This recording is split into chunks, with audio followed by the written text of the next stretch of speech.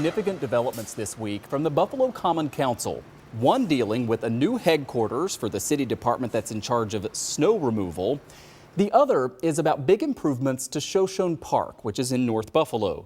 A new field house is in the works for that grassy area between those two parking lots, right near where the public pool used to be.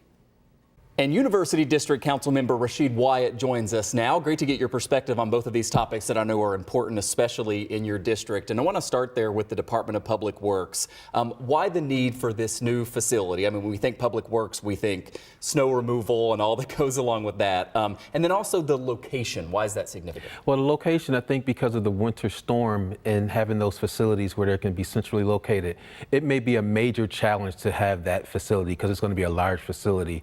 But it's still important for us to start having this public dialogue about the Public Works facility and what it's going to be encompassing, because they're trying to look at how do we move those barns off of Broadway and be able to use that space for housing or whatever further development. So it's a good time to have this conversation. The governor has dedicated $10 million towards it. So I think it's a good time to engage the public and talk about where it can be. Again, I know it's going to be a challenge because they need a lot of space. So, and not every district has a space. I know I don't have the space, but certainly to have that conversation about the facilities and how it could be capable of serving the public in a better, more efficient way, I think is a good time to be having that conversation.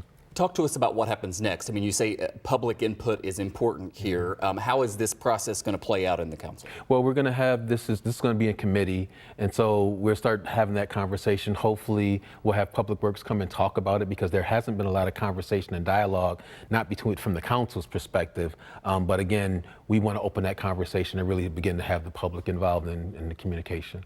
The other thing I want to talk to you about is Shoshone Park. Plans there calling for this new field house.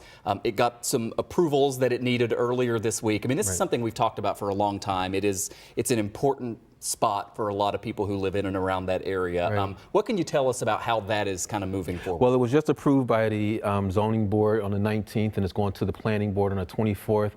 So it's good to have something in front of the public, because we did have some meetings before the pandemic.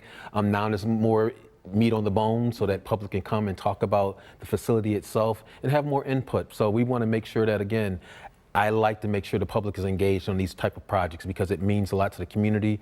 They've been waiting a while for this, and we want to do it the right way.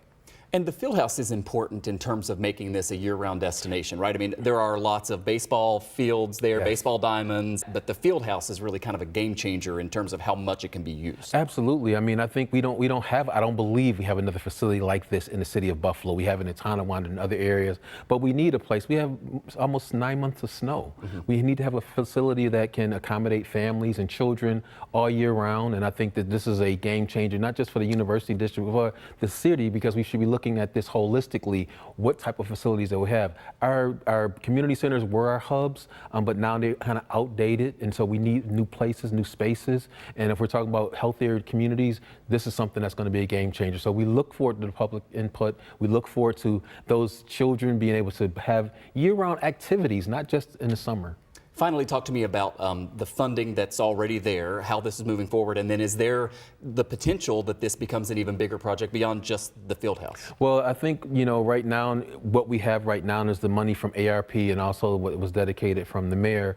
And so we're looking at just working with that right now. But however, if the public comes and there's other dollars available, and maybe if we can use additional ARP dollars, but I just want to get from the public what their input is and what the necessities may be down the road. Because I know one of the things that people have been concerned about is that we took away the pool.